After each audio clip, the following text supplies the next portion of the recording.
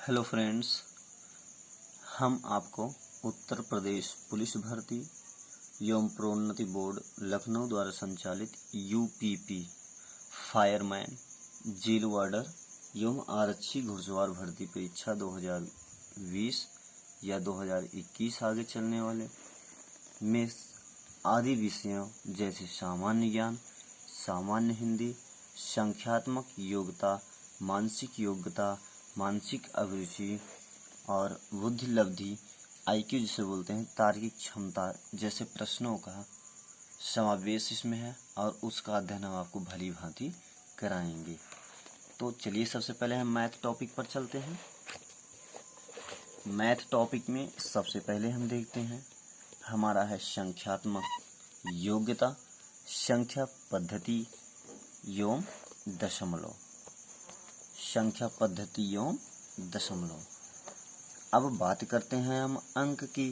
तो अंक तो सभी लोग जानते हैं, 10 ही अंक का प्रयोग होता है। 0, 1, 2, 3, 4, 5, 6, 7, 8, 9 तीन ही 10 संकेतों का प्रयोग करके हम सभी संख्याओं का निर्माण करते हैं और इन्हीं संकेतों को ही अंक कहा जाता है। अब बात करते हैं स्थानीय मान की। किसकी बात? स्थानीय मान। तो देखिए, स्थानीय मान को जो इंग्लिश में बोलते हैं वो होता है प्लेस वैल्यू। क्या होता है? प्लेस वैल्यू इंग्लिश में बोलते हैं स्थानीय मान को। तो अगर बात हम स्थानीय मान की करें तो देखिए, जैसे 2, 4, 6, 8, 9, 5 ये हमको दिया गया है और कोई पूछ रहा है स्थानीय मान बताइए। तो अब अगर 8 का स्थानीय मान पूछ रहा है तो आप 8 लिखेंगे और इसके बाद 2 अंक है, 1, 2, तो यही इसका स्थानीय मान है। मान लीजिए अगर कह रहा है 5, 6, 5, 4, 3, 2, 5 और ये 5 का स्थानीय मान का योग कितना होगा? कहता है कि 5 के स्थानीय मानों का योग कितना होगा। तो सीधा करिएगा, 5 लिख के 1, 2, 3, 4, 5, 1, 2, 3, 4, 5। अब अगर बात इसकी करें तो 5 लिख के 1, 2, 3। अब इनके योग की बात कर रहा है। योग की बात देखिए, हम यही समझ सकते हैं। 5 लिख के 1, 2, 3, 4, 5, 0, तो 5 लिख के 1, 2 और तुरंत इसके बाद लिख देना 5, ये 000। यही हमारा आंसर है। ठीक है, तो अब इसी प्रकार से क्वेश्चन आते रहते हैं। जैसे स्थानीय मान की बात करेगा तो जिस अंक का स्थानीय मान कहेगा उसके बाद उतने 0 लग जाएंगे। योग की बात करेगा तो योग कर दीजिएगा, जोड़ दीजिएगा दोनों को। तो चलिए आगे चलते हैं हम। आगे हमारा जातीय मान या अंकीय मान। जातीय मान जिसे बोलते हैं फेस वैल्यू। ठीक है ना, ये गलत लिखा है, यहाँ प्लेस वैल्यू नहीं रहेगा, यहाँ रहेगा फेस वैल्यू। ठीक, तो फेस वैल्यू की अगर बात करें हम तो जैसे मान लीजिए दिया है 5, 4, 3, 2, 6 में 3 का जातीय मान क्या होगा? 3 का जातीय मान क्या होगा?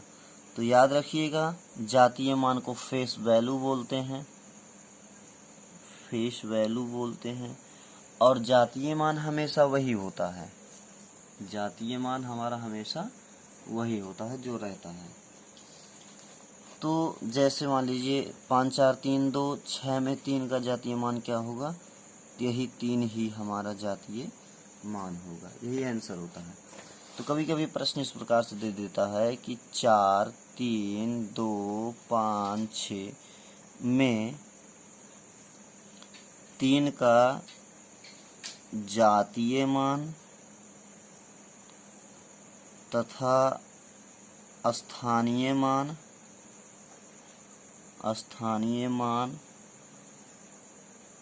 का योग क्या होगा?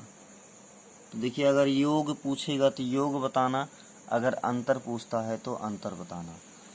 अब देखिए 3 का, ये 3 का स्थानीय मान की बात करें तो 3 लिख के 1 2 3 0, 3 लिख के 1 2 3 0। और अगर स्थानीय जातीय मान की बात करें, जातीय मान हमेशा वही होता है जिस नंबर के बारे में होता है, तो हो जाएगा 3 0 0 3, मतलब 3 0 0 3। ये हो गया। अगला टॉपिक है प्राकृतिक संख्याएं किसे कहते हैं, इंग्लिश में बोलते हैं नेचुरल नंबर। तो प्राकृतिक संख्या के बारे में याद रखिएगा, ऐसी संख्याएं जो गणना के लिए प्रयोग में लाई जाती हैं। अब इसका मतलब क्या है, इसका मतलब कि गणना मतलब गिनना, गिनने में प्रयुक्त की जाती हैं ऐसी ही संख्याओं को प्राकृतिक संख्या कहते हैं। तो कभी कभी क्वेश्चन इसमें 2 ही टाइप क्वेश्चन हो सकता है कि प्राकृतिक संख्या को किससे प्रदर्शित करते हैं, तो नेचुरल नंबर होता है कैपिटल N से शो करते हैं। और इसी प्राकृतिक संख्या की मतलब सबसे छोटी प्राकृतिक संख्या कौन सी है, तो सबसे छोटी प्राकृतिक संख्या 1 है। अब जैसे बात आता है पूर्ण संख्या किसे कहते हैं, पूर्ण संख्या। तो पूर्ण संख्या जो होता है वो होल नंबर, इंग्लिश में बोलते हैं होल नंबर। तो इसे हम कैपिटल W से शो करते हैं और ये 0 से स्टार्ट होता है, क्योंकि प्राकृतिक संख्या में 0 को सम्मिलित कर लिया जाए तो पूर्ण संख्या कहलाती है। ठीक। अब बात आता है इंटीजर्स, इसे बोलते हैं पूर्णांक। तो निगेटिव पॉजिटिव, देखिए यदि पूर्ण संख्या में ऋणात्मक संख्याओं को भी सम्मिलित कर लिया, पूर्ण संख्याओं में, पूर्ण संख्या ठीक है 0 1 2 3, इसी में हम ऋणात्मक संख्याओं को भी सम्मिलित कर लें तो इसी को कहते हैं पूर्णांक। अब बात आती है सम संख्या, तो बोलते हैं इवन नंबर। सम संख्या ऐसी संख्याएं जो 2 से पूर्णतया कट जाती हैं, ऐसी संख्याएं जो 2 से पूर्णतया कट जाती हैं। और सम संख्या की पहचान जो है, यदि इकाई का अंक 0 2 4 6 8 हो तो वह संख्या 2 से विभाज्य होती है और उन्हीं को कहते हैं सम संख्या। कहने का मतलब अगर कोई पूछता है 3 1 6 8, तो हमें किसी से मतलब नहीं, हमें इसी संख्या से मतलब है। ये संख्या इसमें मिल रही है, इसलिए ये क्या है, सम संख्या। ऐसी ही संख्याओं को हम कहते हैं सम संख्या। 5 6 3 2 आ रहा है, ये 2 है हमारा, तो ये है सम संख्या, इवन नंबर बोलते हैं। अब बात आती है विषम संख्या। तो जो संख्या 2 से विभाज्य ना हो उसे विषम संख्या कहते हैं।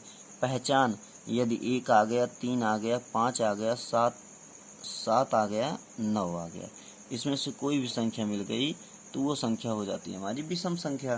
कहने का मतलब 5 8 3 9 3, इसके लास्ट में मतलब इकाई का अंक इसका 3 है, तो यह क्या है, विषम संख्या है, यह 2 से पूर्णतया विभाज्य नहीं है।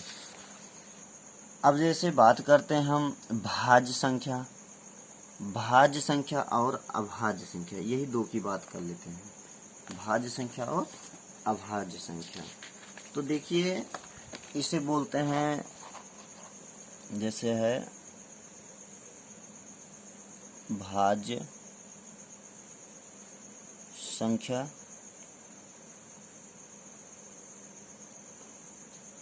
अभाज्य संख्या बोलते हैं कंपोजिट नंबर,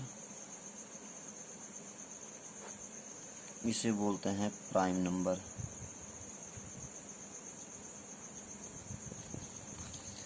अब देखिए भाज्य संख्या की बात करें, ये जो संख्या 2 से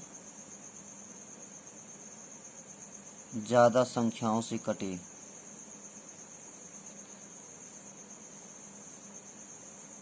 या विभाज्य हो, इसमें है जो केवल एक व खुद से कटे। अभी आप नहीं समझे होंगे, 2 उदाहरण हम ले लेते हैं, 5 और 4। इसमें कोई पूछ ले बताइए कौन सी संख्या भाज्य है, कौन सी संख्या अभाज्य है, तो ये बताइए किससे किससे कटेगा। ये कटेगा 1 से और 5 से, ये कटेगा 1 से, 2 से, 4 से। तो जिसमें 2 गुणनखंड होंगे उसे हम अभाज्य संख्या कहते हैं, जिसमें 2 से ज़्यादा होंगे उसे हम भाज्य संख्या कहते हैं। जैसे और उदाहरण ले लेते हैं, 20 है हमारे पास, 23 है। 20 किससे किससे कटेगा? 1 2 4 5 10 20। 23 किससे किससे विभाज्य है? 1 और 23 से। तो 20 के गुणनखंड 2 से ज्यादा हैं, भाज्य संख्या है। 23 के गुणनखंड सिर्फ 2 हैं, इसलिए यह अभाज्य संख्या है।